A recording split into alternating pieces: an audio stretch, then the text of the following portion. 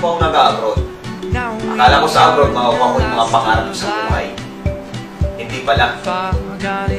Iposte ko ng bahay, hindi ko po naitayo. Samantalang sa global, sa maikling panahon lang, nakuha ko po yung pangarap ko.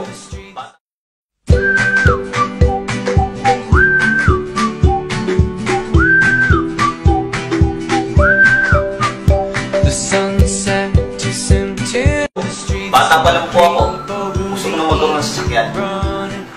Yes, grabe! Dati akong OFW ngayon. Ito na, paano ang sasakyan na namin to? Mag-asawa namin ginagawa to. Kaya kung dito, huwag ka na mag-isip. Sama-sama tulong-tulong dito. At sigurado akong makukuha sa pangarap ko sa buhay.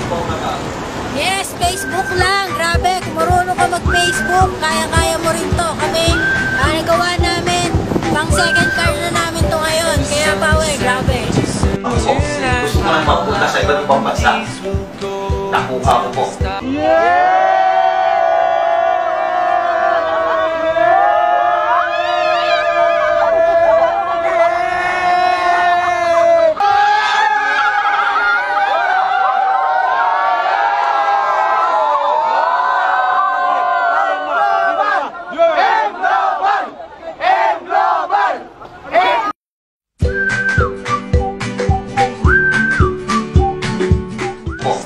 Bata pa lang po ako, gusto ko na magkaroon ng magandang bahay. Dahil yung bahay ko namin sa probinsya, barong-barong lang. Pero dahil sa global, just in 4 years lang, bahay, sasakyan, travel abroad, binigay ko sa akin ng global. Iba pala ang pakiramdam ko pag nasa magandang bahay ka na nakatira.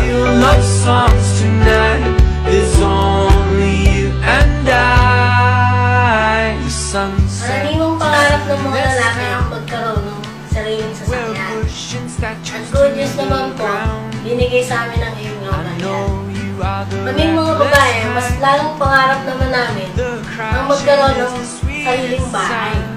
At hindi lang basta bahay, kundi magandang bahay.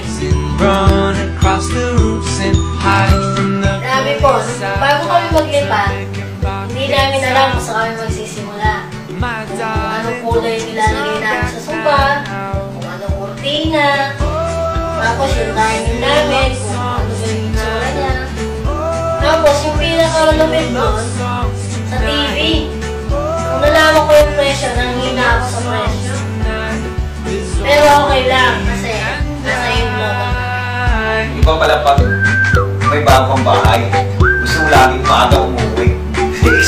Excited ka gusto mo makita madalas yung bahay. The sunset too soon tonight. Now we are in the last of light. It's only you and I. Espiritu Santo, Amen. Ang pagpapala ng ating Panginoong Jesucristo, ang pag-ibig ng Diyos Ama at ang pagkaisa ng Espiritu Santo, nawa ay sumitin. Sa Global, lahat ng pangarap posible. Salamat Global! Power! Grabe!